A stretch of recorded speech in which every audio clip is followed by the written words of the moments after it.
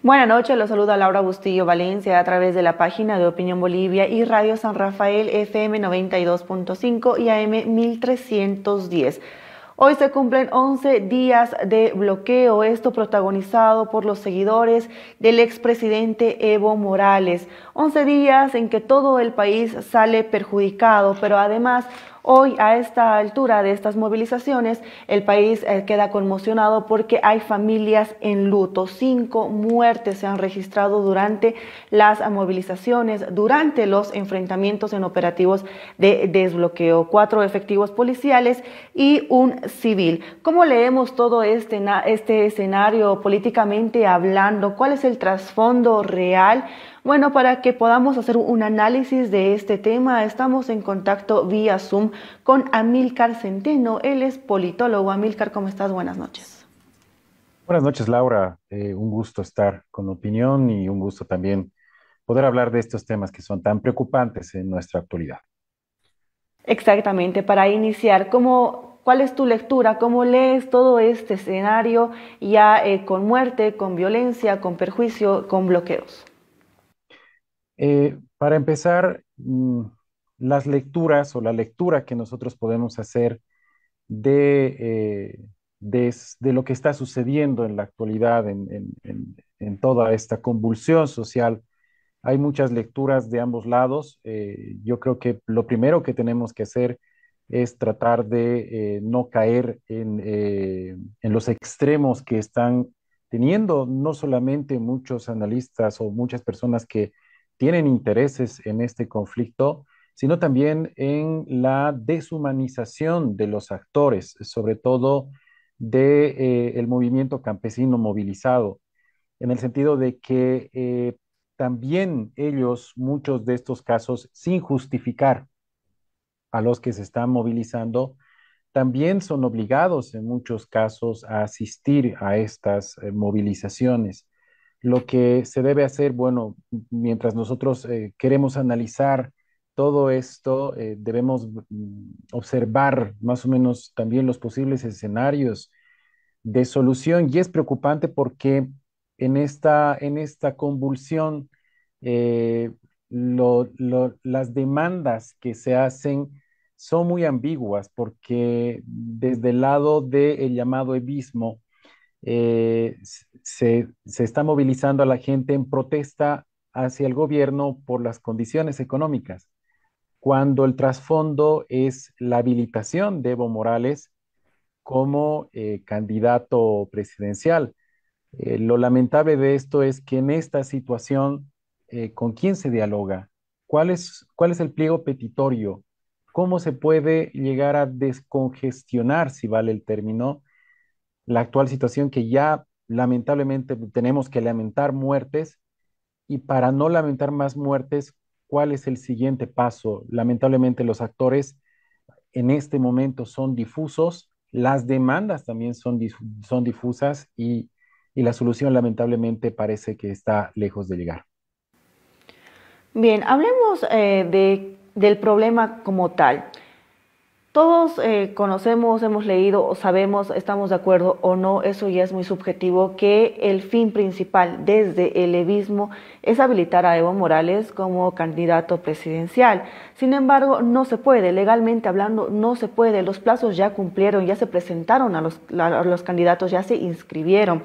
Entonces, si Evo no va a elecciones y no puede hacerlo, ¿qué quiere? Y por otro lado, vemos un gobierno, el gobierno de Luis Arce Catacora, que es débil. Ya lo hemos hablado en diferentes programas, tus pares también lo han clasificado así, un gobierno débil, que no ha reaccionado antes, no ha tomado acciones antes y hemos tenido que llegar a lo que estamos viendo ahora. Y si no reaccionó antes y tampoco vemos que esté reaccionando actualmente, entonces que también quiere, ¿no? Al fin y al cabo, ¿cuál es o de quién es exactamente el problema y cuál es el fin si Evo Morales no, finalmente no puede ir a las elecciones y si Luis Arce Catacora no da las acciones probablemente que una buena parte de la población espera? Sí, como bien deseas, lamentablemente los plazos ya están fijados. en las elecciones y en todos los procesos electorales, y esto es bueno que también la ciudadanía sepa, existe el principio de preclusión, que también es una ley que falta sancionarse, pero ya los procesos, como tú bien decías, ya han precluido, valga la redundancia, ya han pasado.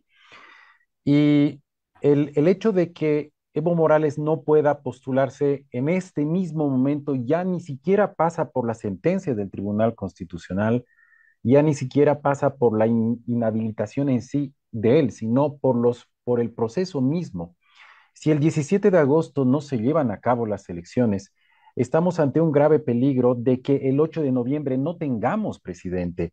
Y eso es lo preocupante. ¿Por qué? Porque si se aplazan más las elecciones, en caso de que haya una segunda vuelta, el 8 de noviembre, que fenece el plazo o fenece el gobierno el periodo de Luis Arce, lo preocupante es que tal vez no tengamos un presidente. Obviamente no se va a dar una cefalía, pero los plazos ya han fenecido. Entonces, en ese aspecto, no se puede, no se, o sea, es muy difícil eh, postergar o dilatar este proceso electoral. Entonces, lo que vemos es que Evo Morales, lamentablemente, hay que decirlo, que también tiene un gran aparato de comunicación y de comunicadores y de también personas que están alrededor de él, dando no solamente esta cuestión de la animosidad de la movilización, sino que también la justificación de que no puede realizarse un proceso electoral sin Evo Morales, porque en palabras de ellos representaría una gran parte de la población. Hay que ver a Evo Morales como un símbolo en el sentido de que si bien hay mucha gente que está siendo llevada a estas movilizaciones obligadas, también hay mucha gente, y esto hay que aceptarlo, por lo menos un porcentaje importante de gente que realmente cree en esta candidatura. Y aquí hay una cuestión fundamental. ¿Qué pasa si el sistema político dobla su brazo y se candidatea a Evo Morales? Si Evo Morales no logra la victoria, vamos a volver a someternos a un escenario muy parecido al de ahora, ya no con una acusación que lamentablemente algunos personeros del levismo dicen que las muertes de los policías se ha debido a un ataque autoinfligido, es decir, que se han matado entre ellos, por así decirlo. Y en un escenario de elecciones y de habilitación de Evo Morales, tampoco hay la certeza de que si el resultado electoral no le conviene, él vaya a respetar estas elecciones. Y como bien decías, y la segunda parte para unir, esto se suma también a un momento clave de la administración de Arce. Lamentablemente Arce en este momento no goza más bien de popularidad. Cualquier medida que él vaya a tomar, prácticamente lo va a hacer sin la legitimidad o sin la fuerza de tomar una política eh, de mano dura, si quieres, frente al levismo, por dos cosas. Uno, porque no goza de popularidad, y dos, porque ya se está yendo. Y yo no sé si se va a atrever a mancharse las manos, entre comillas, cuando le falta tan poco tiempo y cuando su popularidad prácticamente está en los suelos. Bien, y sin popularidad, sin que se quiera manchar las manos y con todo este escenario, ¿qué salida tiene el gobierno? Se está pidiendo estado de sitio, se está pidiendo militarización. ¿Qué salida tiene el gobierno actualmente para que esto no acrecente y no aqueje más a los bolivianos? Según la constitución política del Estado, ya no existe el Estado, bueno, el estado de sitio como tal, ahora se llama estado de excepción. Y hablando precisamente de lo que decíamos, Evo Morales apela mucho a la memoria histórica de los bolivianos. Evo Morales sigue manteniendo el discurso de los años 90 del llamado neoliberalismo y de cómo en los anteriores gobiernos se hacía un uso de las Fuerzas Armadas en los estados de sitio. La anterior constitución política del Estado, que dejó de estar vigente en 2009, tenía la figura del estado de sitio que prácticamente era una figura de una militarización del país y de un uso de la fuerza prácticamente exagerado de las Fuerzas Armadas. Des- Después del 2009, nunca tuvimos una ley de estado de excepción. La ley del estado de excepción que tenemos en la actualidad data del 2021 y prácticamente lo ha hecho Eva Copa después de los sucesos del 2019. El 2020-21 sacó esta ley de excepción que fue criticada también en su momento por Áñez, obviamente porque Áñez había lanzado el decreto de que eximía a las Fuerzas Armadas del uso de la fuerza, que fue duramente criticado por la CIDH. Entonces, la actual constitución y la actual ley de excepción tampoco es que dotan a los uniformados, por así decirlo, le hace esto con que no estoy de acuerdo con la movilización de las Fuerzas Armadas, pero tanto la ley de excepción tiene su mecanismo para ser activado y en esta ley de excepción dice que cualquier persona, cualquier uniformado que haga uso desproporcional de la fuerza o haga incluso uso de la fuerza debe rendir ante la justicia, aunque haya recibido una orden. Y esto es lo preocupante. ¿Por qué? Porque ante la fuerza y ante la inestabilidad del Estado, si se saca esta ley, o sea, este estado de excepción, lo primero que tiene que hacer el presidente es después ser aprobado por la Asamblea Legislativa Plurinacional. No es fácil, ya no es como un estado de sitio como lo conocíamos, los que hemos crecido en los 90 hemos visto estados de sitio realmente fuertes donde se vulneraban los derechos humanos, pero ahí está el gran dilema, lo que tú decías, ¿qué se hace cuando las fuerzas están siendo rebasadas, cuando el monopolio de violencia del Estado, que son la policía y las Fuerzas Armadas, están siendo rebasadas por estos grupos? En palabras de viceministro del régimen interior, Aguilera, estos están armados. Entonces, el estado de excepción ya ha sido descartado por el gobierno, sobre todo por Navarro, sino Torrico, perdón, Gustavo Torrico, porque eso también haría de que las elecciones se suspendan. Y eso es lo que prácticamente quiere Evo Morales.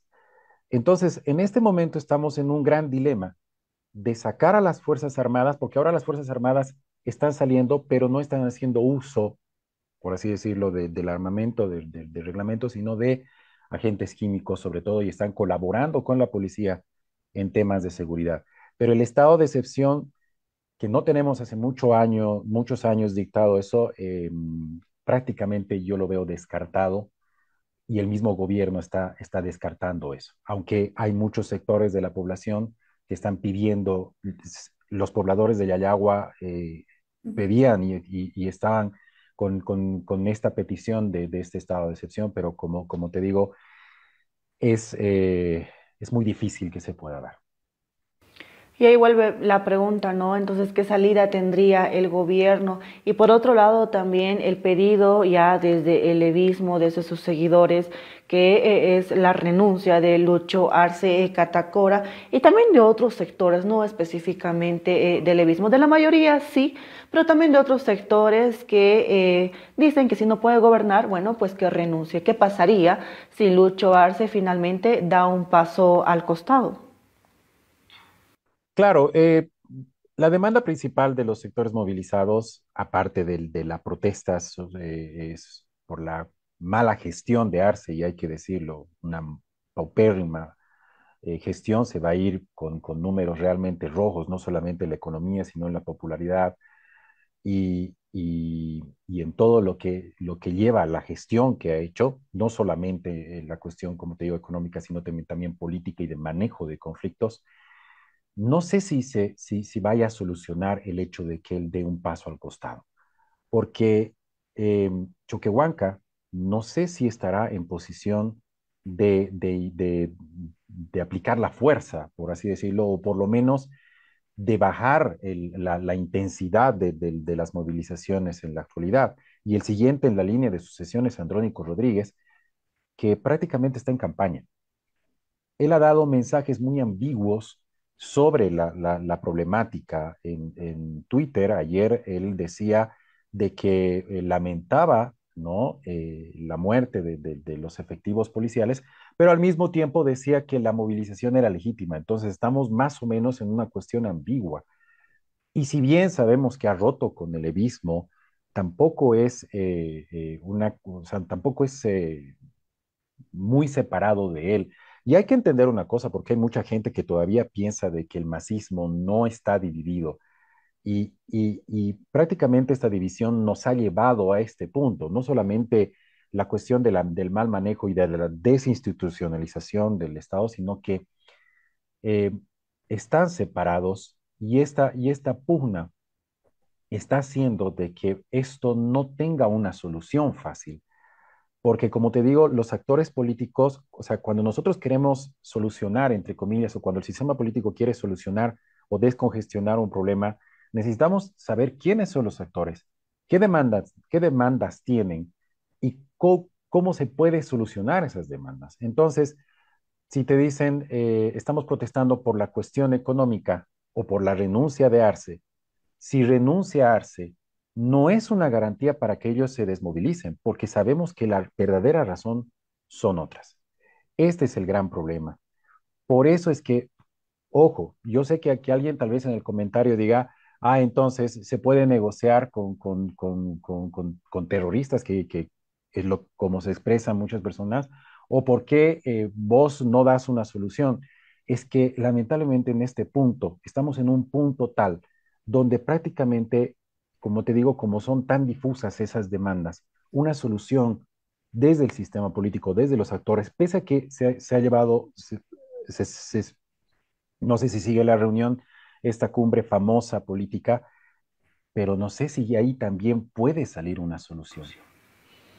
Bien, ya para ir finalizando, podríamos concluir en que queda aguantar, usemos esa palabra, hasta este 17 de agosto, hasta un cambio de gobierno y al mismo tiempo, a ver, lo que todos indican es poder cuidar la democracia, cuidar que no se frustre las elecciones. Pero si vemos otro escenario, si realizamos ese escenario en nuestra imaginación, ¿cómo se pintaría el escenario en la realidad en Bolivia? ¿Cómo sería si realmente se logra frustrar las elecciones y no se dan el 17 de agosto? Esto para terminar, por favor, Amílcar.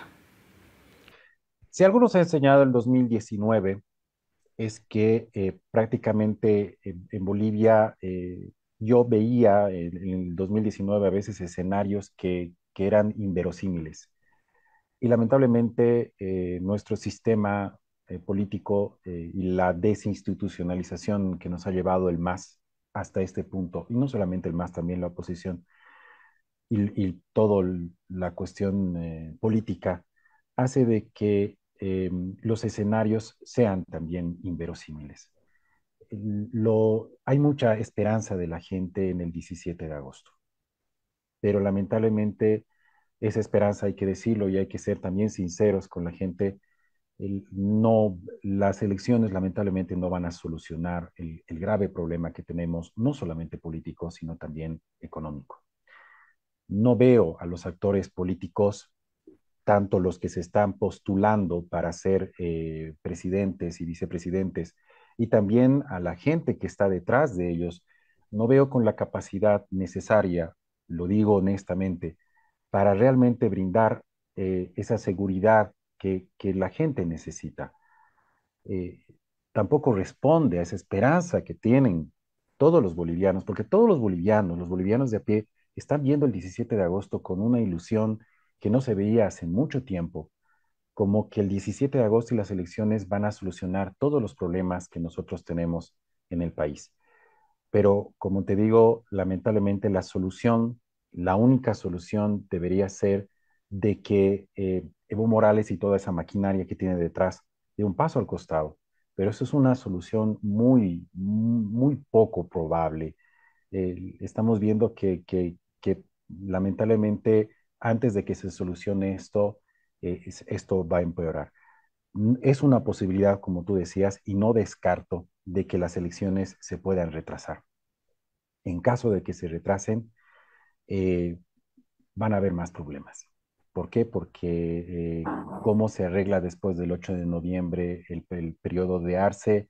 Estamos viendo, por ejemplo, el Poder Judicial que se ha podido prorrogar, pero yo no sé si Arce pueda prorrogarse. Entonces, para concluir todo esto, porque no quiero que esto sea infructuoso, el análisis que estamos haciendo ahora, lo único que toca hacer es potenciar las instituciones de la democracia, no compartir información que no esté verificada, no ayudar a que esto se incendie más y sobre todo, si es que las elecciones se organizan, cuidar nuestro voto y formarnos para que el gobierno, aunque no estemos de acuerdo con el siguiente gobierno que venga, tenga la fuerza necesaria para poder tener un gobierno que garantice por lo menos una gobernabilidad y si esperamos todos, por lo menos que los problemas no se agraven como hasta ahora.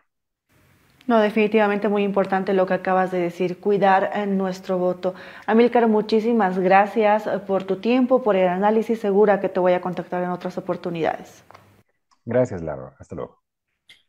Gracias, ahí conversamos con Amílcar Centeno, quien es politólogo, haciendo un análisis sobre la coyuntura que estamos atravesando al día de hoy, 12 de junio, que se cumplen 11 días de bloqueo, que ya además estas movilizaciones han registrado muerte. Análisis político en compañía de Amílcar Centeno. Vamos a ir ampliando esta información a través de nuestras plataformas digitales. En todas nos encuentra como Opinión Bolivia. De esta forma concluimos la primera transmisión del día de hoy. Yo soy Laura Bustillo. Buenas noches. Llegó el cemento número 1 del país. Descubre la calidad de un producto 100% boliviano. Construye con Cobos de Cemento más de medio siglo construyendo la historia de nuestro país con firmeza, solidez y garantía. Conoce sus productos con resistencia superior IP40, IP30, IP25, cemento cola, Cobo Mix, Revoque y mucho más. Encuéntralos en tu ferretería más cercana a nivel nacional.